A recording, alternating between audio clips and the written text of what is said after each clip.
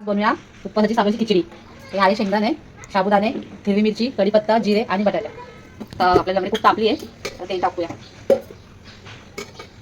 बाबा छान टाकलाय कढीपत्ता आणि जिरा. बटाटे फ्राय करून टाकतो. तुम्ही कसं टाकता ते काय माहिती नाही मला.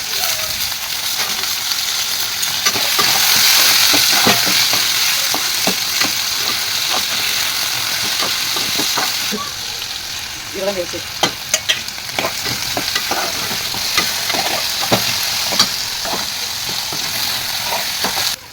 आता टाकूया की चवीनुसार. 2 मिनिटं त्याला वाफूया थोडंसं, म्हणजे बटाटा पटकन शिजेल. टाकू सगळा बटाटा शिजेल. आता त्यात टाकू साबुदाणे.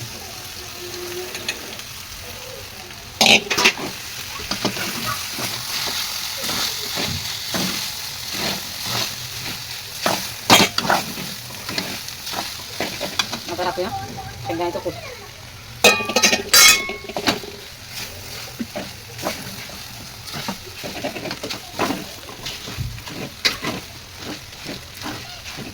आता 2 मिनिटं झाकण देऊया. आपली खिचडी होईल. झाली आता आपली खिचडी. आता आपण डिशमध्ये घेऊया खाय.